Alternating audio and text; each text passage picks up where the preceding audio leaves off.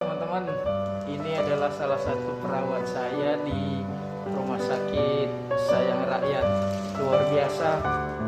Inilah Safri Sitepu, salah satu penyintas COVID-19 di Makassar, Sulawesi Selatan. Ia membagikan kisahnya selama dirawat di Rumah Sakit Sayang Rakyat Sulawesi Selatan. Ia merupakan rumah sakit khusus pasien COVID-19. Ia dirawat selama 21 hari dengan alat ventilator terus terpasang di tubuhnya. Ia dinyatakan positif saat dirinya berobat di rumah sakit dengan kondisi diabetes yang dialaminya. Selain dirinya, 2 anak dan istrinya juga dilakukan tes swab namun dinyatakan negatif.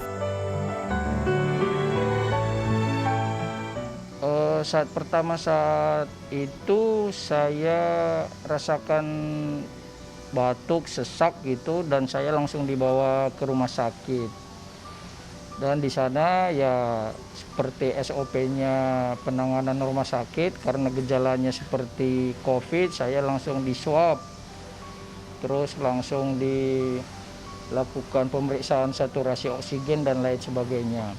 Dan setelah itu dengan gejala-gejala itu saya dinyatakan mirip dengan gejala COVID dan dirawat di Rumah Sakit Umum Daerah Sayang Rakyat. Jadi waktu itu saya langsung dibawa pakai ambulans dari Siloam ke Rumah Sakit Sayang Rakyat yang khusus penanganan COVID. Di sanalah saya mulai dirawat hari pertama sampai dengan hari ke-21. Jadi itu yang saya rasakan di sana, mulai dari perawatan, tes swab, penanganan oleh dokter dan lain sebagainya, saya dilakukan di Rumah Sakit Sayang Rakyat waktu itu. Dan 5 hari kemudian itu saya dinyatakan positif COVID-19 setelah hasil dari swab dari Rumah Sakit Siloam waktu itu. Dan di sanalah saya mulai ditanganin dan sakitnya sudah mulai meningkat ya. Sesak sudah tidak tertahan, batuk sudah ada darahnya dan lain sebagainya. Jadi selama hari pertama sampai ke hari 10 itu peningkatan sakitnya sangat luar biasa saya rasakan. Saat keluarga Safri melakukan isolasi mandiri di rumah, dukungan tetangga di lingkungan rumahnya sangat dirasakan. Rahmat, salah satu warga sekitar rumah Safri yang menginisiasi untuk memberikan bantuan berupa makanan serta kebutuhan vitamin yang dibutuhkan oleh keluarga Safri selama melakukan isolasi mandiri di rumahnya. Via WA ke saya bahwa tetangga kita sedang kena musibah terinfeksi COVID-19 begitu.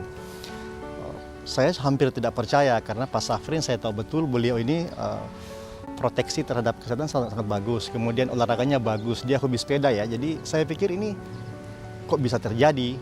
Jadi begitu saya lihat di medsos, saya melihat bahwa Pak Safrin ada gambar sedang menggunakan ventilator, jadi saya anggap ini hal yang serius. Nah ketika itu terjadi, saya coba hubungi Pak Safrin, tapi beliau belum merespon.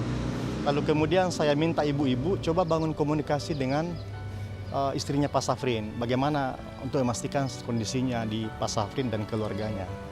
Nah waktu itu saya dapat informasi bahwa keluarganya ada di rumah sedang isolasi mandiri. Ketika itu terjadi bahwa saya minta ibu-ibu itu coba hubungi apakah dia dalam keadaan sehat atau ada reaksi yang mengarah ke COVID juga. Tapi waktu itu belum